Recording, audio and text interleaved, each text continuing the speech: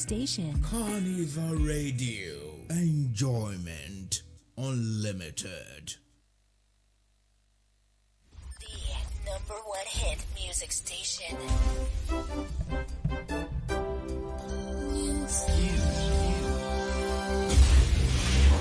News update.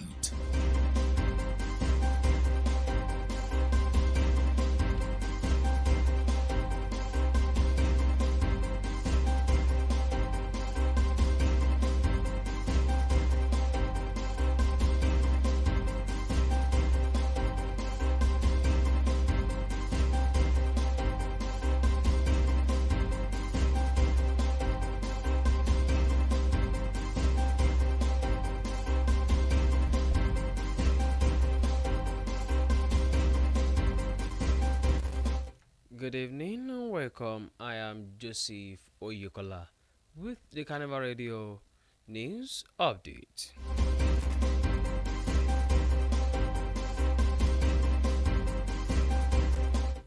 In the news this evening, Quadri Alabi, the 17-year-old who became known during the 2023 presidential election for standing in front of Labour Party candidate Peter Obi's convoy, has regained his freedom after being held for nearly 3 months at the Kirikiri Correctional Center in Lagos. Alabi was discharged on Thursday today by Magistrate Court in Apapa following legal advice from the Lagos State Director of Public Prosecutions, which found no evidence to support the armed robbery charge brought against him. Efiog described his arrest as detention as a diabolical frame-up allegedly orchestrated by local thugs known in the Amukoko area as Lege and Bawarisi. The two reportedly abducted Alabi near his home and handed him over to the police, accusing him of being involved in a street fight. According to Efiog, the boy had faced threats from the said individuals since 2023 over donations he received from supporters of Peter Obi. Alabi's family was also reportedly pressured by local leaders to appease the community by buying a cow and hosting a feast. Meanwhile, Oyo State Governor Ademola Adeleke has said he has already met his Oyo State counterpart, Seyi Makinde, to seek an amicable resolution to the boundary dispute involving the two states. The Oluwo of Iwo, Oba Abdulrasheed Akanbe, recently raised the alarm over violent clashes between the two people of Okioba in Iwo and those from Lagelu local government area of Oyo State. Oba Akanbe alleged that land grabbers from Lagelu have been attacking people in villages under Iwo, such as Ogunajo, Eleye, Molamu, Paku, Ejemu, Ọjà, Ọlọ́ya, Àríkàsì, Ìléwé-ẹran, Ọlọ́fà-Ògúndìran, and Molafe.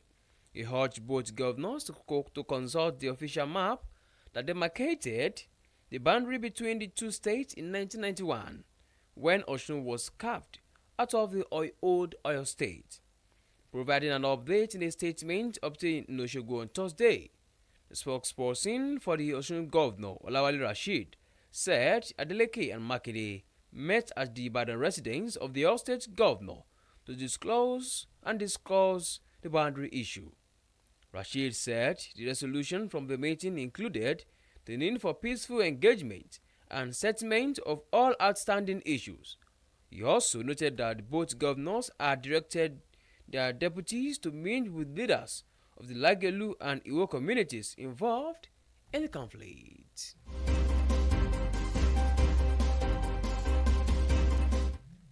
In the meantime, the authorities of Edo State Command of the Federal Road Safety Corps (FRSC) and that of the Nigerian Security and Civil Defense Corps (NSCDC) have deployed no fewer than 2,300 personnel across the state for the Easter celebration. News may report that the Senate and State Sector Command of FRSC and Cyril Matthew, the commandant of NSCDC in the state's counterpart, Agun Gbenga, disclosed this in a separate statement made available to newsmen today in Benin City. The officers gave the breakdown of personnel deployed by each of the agencies to include 950 from the FRSC and 1,300 by the NSCDC. The security agencies said the deployment was to ensure a itch-free Easter celebration in the state. The FRSC sector commander said the officers to deploy to the state include 513 regular marshals and 437 special marshals.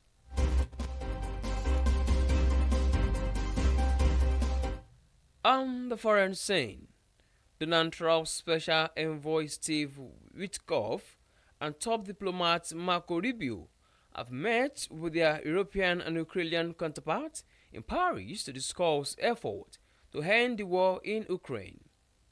The talks, hosted by French President Emmanuel Macron, formed the highest level of transatlantic engagement about the war since February. Ukrainian President Volodymyr Zelensky urged those at the meeting to put pressure on Russia to agree to a ceasefire, as Russia uses every day and every night to kill. Kremlin spokesman Dmitry Peskov dismissed the talks, claiming European leaders were focused on continuing the war. An interesting world of sport. The Oyo State chapter of the Sports Writers Association of Nigeria (SWAN) has urged Governor Dapo Abiodun to give the forthcoming National Sport Festival the huge publicity it deserves. According to the association, the activities and preparation for the National Sport Festival are underreported, which has led to a communication gap between the media and the general public. They asserted that the sport festival deserves significant publicity for its benefits to manifest effectively, stressing that Ogun State should not deviate from the norm. This was contained in a Malik jointly signed by SWAN Chairman Michael Aziz Ogunsiji, Secretary Segun Folarin, and members of the Community Drafting Committee Dauda Olatunji, Yetunde Fatugase, and Babajide Adeolu, and issued at the end of the Congress held on Wednesday in Abeokuta. According to the communique, the MKO Stadium lacked a media center for the smooth running and coverage of sport events.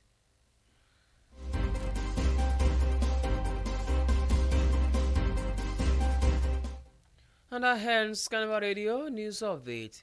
Thank you very much for listening. You can download Carnival Media app from Google Play Store and App iOS. You can also check out our website at www.carnivalmedia.ng. My name is Joseph Oyokola. Good evening, and please do well to enjoy the rest of your day.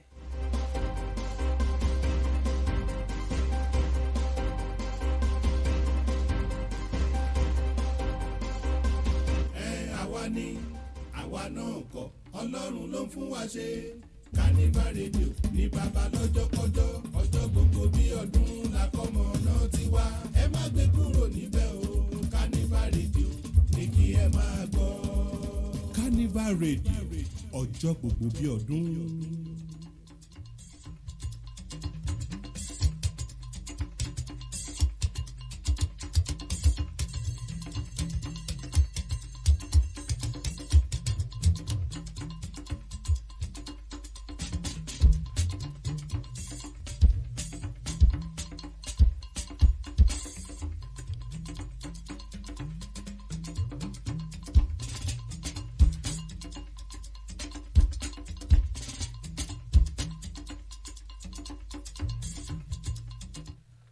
Kúrọ̀lẹ́ o, àkójọpọ̀ ìròyìn ló ń dé sí etí gbọ̀nyìn láti Carnival Radio.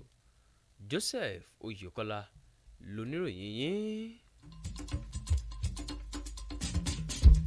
Nínú àkójọpọ̀ ìròyìn fún ti ìrọ̀lẹ́ òní, ọmọkùnrin ẹni ọdún 17 kan èyí tí orúkọ rẹ̀ ṣe Quadri Alabi, èyí tí ọ̀pọ̀ ènìyàn mọ̀ nígbà ìdìbò sí ipò ààrẹ ní ọdún 2023 tó wáyé látàrí bó ṣe dúró níwájú ọkọ̀ olùdíje lábẹ́ àsíá ẹgbẹ́ òṣèlú Labour Peter Obi, ni wọ́n ti ṣe bẹ́ẹ̀ fi sílẹ̀ o lẹ́yìn nǹkan bíi oṣù mẹ́ta tó ti wà ní ọgbà àtúnirọ̀ Kirikiri ní ìpínlẹ̀ Èkó. Alabi ni wọ́n fi sílẹ̀ lónìí ní ilé ẹjọ́ májísírèètì kan tó wà ní Àpápá lẹ́yìn ìgbà tí wọ́n gba ìmọ̀ràn láti ẹ̀ka ìpínlẹ̀ ọ̀hún lẹ́yìn tó ń rí sí ìdárà ìlú lọ́jọ́ ni wọ́n ṣe bẹ́ẹ̀ taari sí ilé ẹjọ́ wípé níṣe ni kò sí ẹ̀rí kankan ò tó fìdí ẹ̀ múlẹ̀ wípé ọmọkùnrin ọ̀hún lọ digunjalè ni o èyí tó jẹ́ pé ẹ̀sùn tí wọ́n dẹ̀ fi kàn án nù. Efeogi nínú ọ̀rọ̀ rẹ̀ ló ṣe àpẹẹrẹ bí wọ́n ṣe fi kétí òfin gbé ọmọkùnrin náà àti bí wọ́n ṣe tì í mọ́lé gẹ́gẹ́ bí èyí tó jẹ́ wípé wọ́n kàn ń jọmọ lásán ni o wípé àwọn jàǹdùkú méjì kan ní agbègbè Amúkókó èyí tí orúkọ wọn ṣe Lẹ́gẹ́ àti bàbá Wàrísì náà ṣiṣẹ́ láabi náà. Àwọn méjèèjì yìí ni wọ́n ti kọ́kọ́ ṣe bẹ́ẹ̀ jí Alábí gbé o nítòsí ilé rẹ̀ èyí tí wọ́n dẹ̀ fálẹ̀ àwọn ọlọ́pàá lọ́wọ́ tí wọ́n fi ẹ̀sùn kàn wípé níṣe ni ó ń ja ìjà ìgboro. Gẹ́gẹ́ bí Efeogi ṣe sọ ó ní pé ọmọkùnrin ọ̀hún ni ó ti ń fojú winá ìdúnkòokò láti ọ̀dọ̀ àwọn méjèèjì yìí náà o láti ìgbà tí Peter Obi ti ní pé òun ò fún ní owó tàbọ̀tàbà ní ọdún 2023. Nínú ọ̀rọ̀ tí wọ́n sọ jáde wọ́n jẹ́ kó di mímọ̀ wípé àwọn mọ̀lẹ́bí Alábí náà ni wọ́n ti ń fojú winá àwọn ìdúnkòokò oríṣiríṣi látọ̀dọ̀ àwọn olórí agbègbè eléyìí tó ní ṣe pẹ̀lú bí wọ́n ṣe ní kí wọ́n ra màálù kí wọ́n dẹ̀ pèsè oúnjẹ fún àwọn ará àdúgbò láti fi tù wọ́n lójú.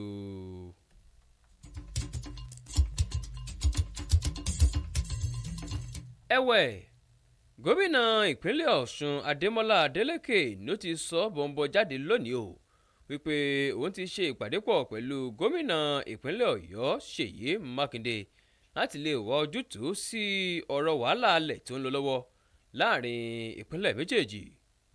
Ọba Olúwo ti ìlú Ìwó Ọba Abdulrasheed Akànbí ló ti kọ́kọ́ ké gbàjarè o wípé níṣe ni wàhálà ti bẹ́lẹ̀ o láàrin àwọn ará agbègbè Òkè Ọba ní Ìwó àti àwọn ará agbègbè Lágelú ní ìlú Ìbàdàn tí ń ṣe olú ìlú ìpínlẹ̀ Ọ̀yọ́.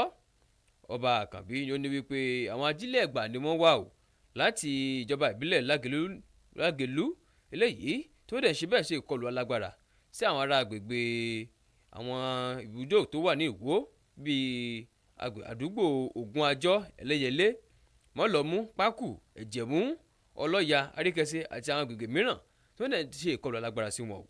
Níbẹ̀ ló ti wá ń rawọ́ ẹ̀bẹ̀ tó dẹ̀ ń rọ àwọn gómìnà ìpínlẹ̀ méjèèjì yìí láti rí wípé wọ́n ṣe àbẹ̀wò sí ìwé tí wọ́n fi pa ààlà alẹ̀ nígbàtí ìpínlẹ̀ méjèèjì fẹ́ pín ní ọdún 1991 èyí tó ní ṣe pẹ̀lú ìtàn tó rọ̀ mọ́ àwọn àlàálẹ̀ ọ̀hún.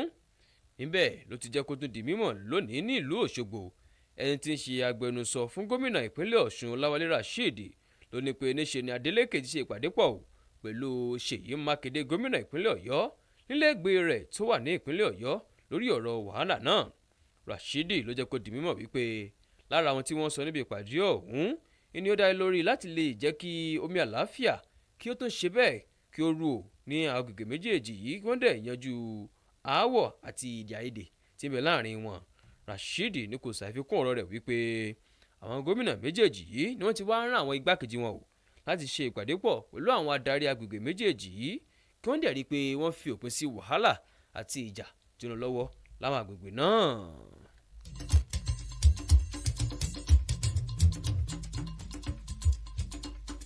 Ní báyìí àwọn aláṣẹ àjọ tó ń rí sí bíbọ̀ ọkọ̀ lójú pópó FRSC ní ìpínlẹ̀ Èdó àti àjọ tó ń rí sí àjọ elétò ààbò ẹ̀ṣọ́ ara ẹni làbò ìlú NSCDC ni wọ́n ti ṣe bẹ́ẹ̀ fi àwọn ọmọ ogun sọwọ́ síta eléyìí tí ó lé pẹ́sẹ́pẹ́sẹ́ ní 2,000 jákèjádò ìpínlẹ̀ náà látàrí ọdún àjíǹde eléyìí táwọn wò lọ́ọ̀kan yìí. Ṣáájú ni àwọn oníròyìn ṣe ìfilọ́lẹ̀ rẹ̀ tí wọ́n dẹ̀ ṣàfihàn rẹ̀ wípé ọ̀gá àgbà àjọ FRSC torúkọ rẹ̀ ṣe Cyril Matthew àti ọ̀gá àgbà àjọ NSCDC ní ìpínlẹ̀ ọ̀hún Agun Gbénga ni wọ́n ti sọ lójú ọ̀rọ̀ yìí níbi ọ̀rọ̀ kan tí wọ́n fi léde níbi ìwé ọ̀tọ̀ọ̀tọ̀ tí wọ́n dẹ̀ fi tó àwọn oníròyìn létí lónìí nílùú Benin. Àwọn ọ̀gágun méjèèjì yìí ni wọ́n ṣàlàyé iye ọmọ ogun kọ̀ọ̀kan tí àjọ kọ̀ọ̀kan fi léde o léyìí tó ló ń ṣe pẹ̀lú bí àjọ FRSC ṣe fi ọmọ ogun tó dín 50 ní 1,000 kan léde o èyí tí àjọ NSCDC sì fi àwọn ọmọ ogun tó tó 300 kan léde. Bẹ́ẹ̀ gẹ́gẹ́ ni àwọn ẹ̀ṣọ́ elétò ààbò méjèèjì yìí jẹ́ kó di mímọ̀ wípé bí àwọn ṣe fi àwọn ẹ̀ṣọ́ elétò ààbò yìí sọwọ́ síta ló ní í ṣe pẹ̀lú bí ọdún àjíǹde ṣe ń súnmọ́ kí kí ó dẹ̀ lè lọ nírọ̀wọ́ rọsẹ̀ tí ọ̀fọ̀ kankan ò dẹ̀ ní fìrùnà gbá. Ọ̀gá àgbà àjọ FRSC ló tún wá dòdì mọ̀ wípé àwọn ọmọ iṣẹ́ ogun àwọn tó ní sí iṣẹ́ pàtàkì ní ọ̀pọ̀ yanturu làwọn tún ti fi léde.